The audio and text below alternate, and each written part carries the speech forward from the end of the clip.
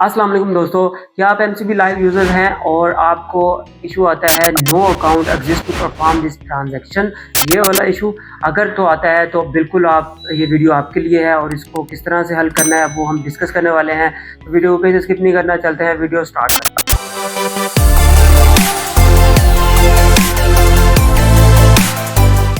मैं हूं मुनीब और आप देख रहे हैं डिजी बैंकिंग एंड टेक सेवी। अगर तो आपको फंड ट्रांसफ़र करते वक्त आपको अकाउंट नंबर शो नहीं होता या आपको लिमिट्स का इशू आता है, मतलब आप किसी को एमसीबी के अलावा पैसे भेजना चाह रहे हैं, आप एमसीबी लाइव से नहीं भेज पा रहे, तो वो हम किस तरह से हल करेंगे वो हम डिस्कस करने वाले हैं। अगर तो आप रोशन डिजिटल अकाउंट होल्डर हैं, आपको तब ही ये इशू आता होगा, अगर आपका दूसरा अकाउंट है तो नहीं आएगा। तो सबसे पहले आपने इसका हल क्या है वो मैं आपको बता दूं। आपने बेनिफिशियरी जो है उसको ऐड किया करना है, अगर आपने नहीं ऐड किया हुआ। और ऐड किस तरह से करना है, आपने अकाउंट नंबर के साथ करना है।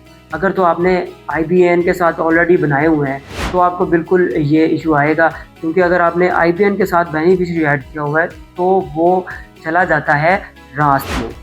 तो रोशन डिजिटल के अकाउंट होल्डर्स को रास्त के थ्रू ट्रांजैक्शन करना अलाउ नहीं है, तो इसलिए आपको वो एरर देता है। अब इस एरर से जान कैसे छुड़वानी है, आपने सबसे पहले उस बेनिफिशियरी को रिमूव करना है।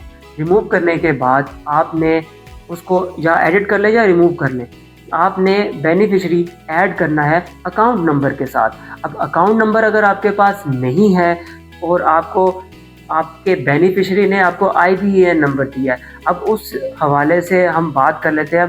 मैं आप यहाँ पे आपको 3 जो है वो आईबीएन से अकाउंट नंबर निकालना सिखाऊंगा।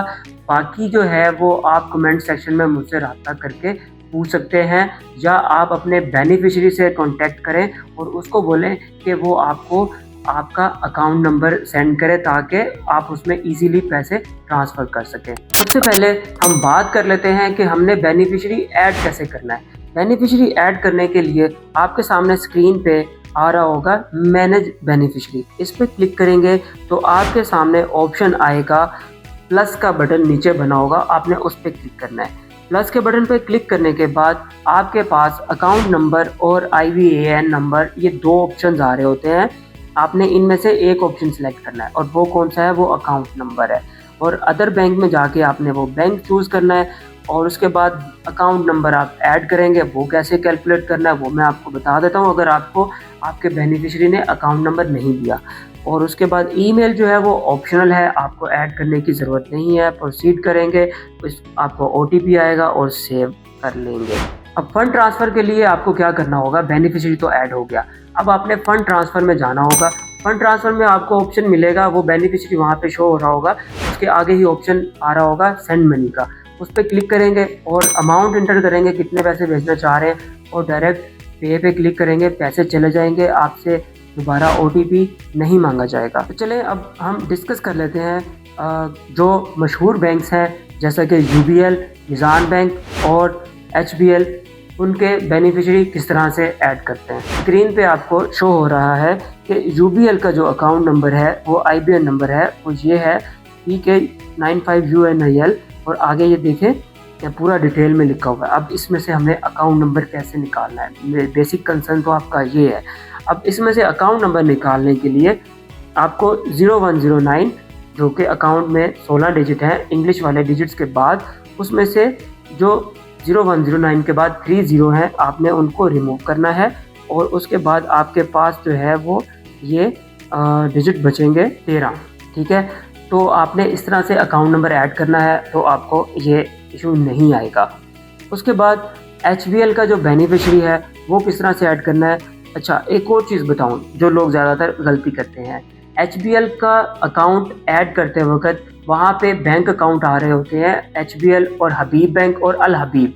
तो इसमें लोगों को ज़्यादातर कन्फ्यूजन हो जाती है कि वो भेजना तो एचबीएल को पैसे चाह रहे होते हैं, लेकिन वो भेजने वहाँ पे सिलेक्ट कर लेते हैं अल हबीब। तो ये अल हबीब और हबीब बैंक दोनों अलग अलग बैंक है। एमसीबी की जो ऐप है उसमें हबीब बैंक जो है वो एचबीएल कनेक्ट के नाम से है, आपने उसको पैसे ट्रांसफ़र करने हैं। और एचबीएल कनेक्ट का जो बेनिफिशियरी है, अगर आपके पास आईबीएन नंबर है तो उसके जो स्टार्ट के 2 डिजिट्स हैं उसको रिमूव करेंगे तो आपके पास 14 डिजिट्स बचेंगे। आप उससे ऐड कीजिएगा, आपका बेनिफिशियरी ऐड हो जाएगा और आप इसको इजीली फंड ट्रांसफ़र कर सकते हैं। अब बात कर लेते हैं मीज़ान बैंक की। मीज़ान बैंक में भी बहुत ज़्यादा यूज़र जो है पैसे ट्रांसफ़र करना चाहते हैं, लेकिन उनको इश्यूज़ आते हैं, no account transfer to perform this transaction. ठीक है, तो इस एरर से बचने के लिए ये IBAN नंबर आपके पास स्क्रीन पे शो हो रहा है, इसके भी आपने स्टार्ट के 2 ज़ीरोज़ रिमूव करने हैं। आपके पास 14 डिजिट बचेंगे और आप बेनिफिशियरी ऐड करेंगे और पैसे ट्रांसफ़र हो जाएंगे। इसके अलावा अगर आप किसी बैंक का बेनिफिशियरी ऐड करना चाह रहे हैं और आपको इशू आ रहा है तो आप कमेंट सेक्शन में मुझसे रब्ता कीजिएगा, तो मैं आपको जो है वो उसका रिप्लाई दूंगा, या मेरे नंबर पर मुझे व्हाट्सएप कीजिएगा, मैं आपको ये पिक्चर सेंड कर दूंगा, आपको जो है ये इश्यूज़ नहीं आएंगे। जी तो गाइज, ये स्टेप फॉलो करने के बाद भी अगर आप पैसे ट्रांसफ़र नहीं कर पा रहे, कोई इशू आ रहा है, तो आप कमेंट सेक्शन में लाजमी मुझसे रब्ता करें, मैं आपको असिस्ट करूंगा। और अगर अभी तक आपने चैनल को सब्सक्राइब नहीं किया तो बराए मेहरबानी चैनल को सब्सक्राइब भी कर दीजिए। वीडियो को लास्ट तक देखने का बहुत शुक्रिया